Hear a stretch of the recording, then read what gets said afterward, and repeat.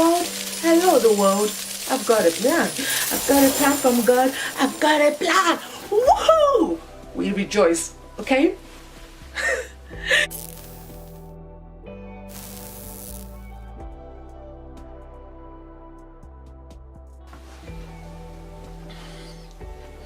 Hi guys, hello everyone, welcome to my channel, welcome to Talk On Soon. It's me, Ogechi. Welcome. So before I begin this video, I just want to pose a question to you.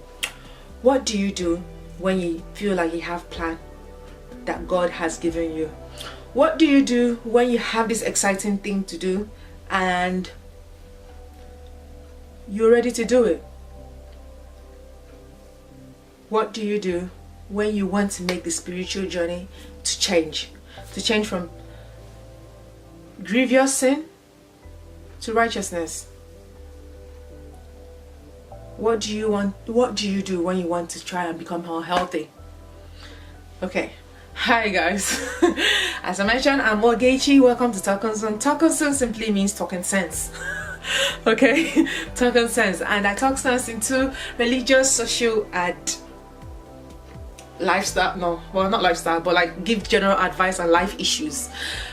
Okay, so that's what my channel is, to kind of spice up things and not keep change the mood of things. I also do the things that I do in my everyday life, which is cooking, and kind of share tips on things that has worked for me in the past and I think it will be for you. So kind of general health and well-being. So I'll advise you go to my channel and discover more about the things that I do. I've created a playlist that you can play throughout, and I do some event and fun videos, eh? Okay, so welcome to my channel. For this video, as I mentioned, I'll be talking about plans, and specifically I'll be talking about God's plan in your life. As I pose the questions, what do you do when you discover a plan, a successful plan? When you finally solve that puzzle that has been aching, being the hardest, being annoying to solve, you finally put the puzzles together and you're ready to move to fulfill the plan that you have, or the plan that God has for you. As human nature, usually what we do is to share this information. We throw our arms, tell the world, hello the world, I've got a plan. I've got a plan from God. I've got a plan. Woohoo! We rejoice, okay? For this video, I'll be sharing with you how you should protect that plan. How you must protect the plan that God has for you. Sorry about that. How you must protect the plan that God has for you. And I'll be giving you advice based on the spiritual knowledge, godly knowledge to be precise, that I have gained from studying the Bible, precisely this whole story of Jesus' birth and Christmas. I'm mostly looking from the Gospel of Matthew, and I'm reading from chapter 2 of it, where it talks about Jesus' birth and Herod's actions. So let's begin. So how do you protect God's plans in your life, and why should you? The first how is, one, you should study the plan that you have. If that is a spiritual plan, if that is a business plan, if that is a simply personal goals that you have for yourself, you must study the plan. How do you study the plan? One, books.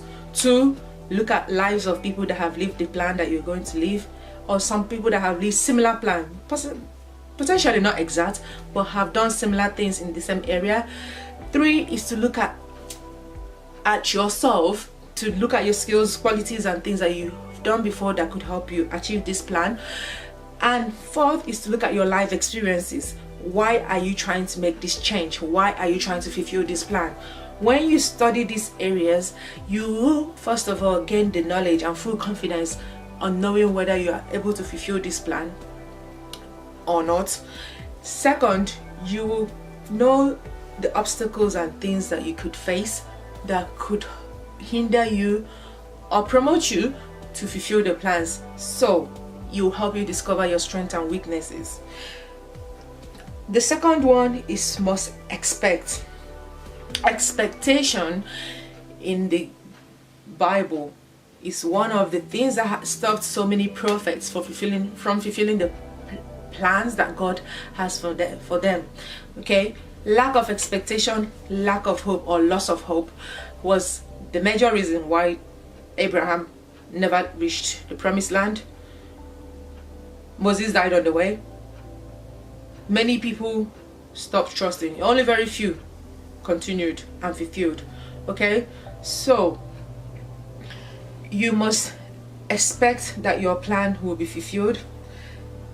3, you must be wise. I can't talk that enough. You must be wise. You must show wisdom to what you're trying to achieve. That kind of links to the first point, which is studying. But there is something called human wisdom. You must have some sort of human wisdom to navigate the plans and find a way to make sure you fulfill them. The fourth one is to trust in God.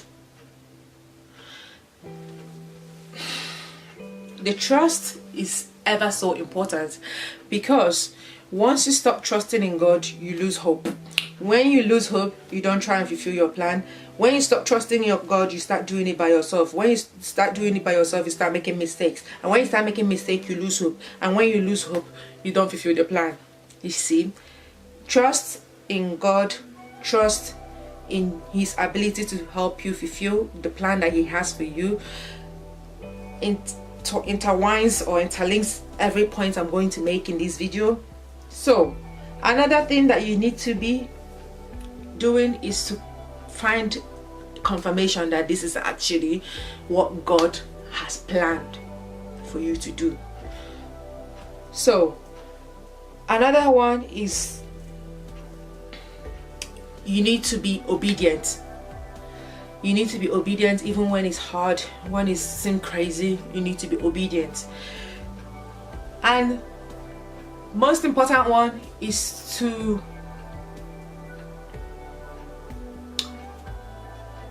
be careful of yourself and self-doubt and other people's opinion surrounding this plan. I will tell you the reason as we have a quick summary of the Bible in the story of Jesus' birth and Herod's issue with Jesus' birth.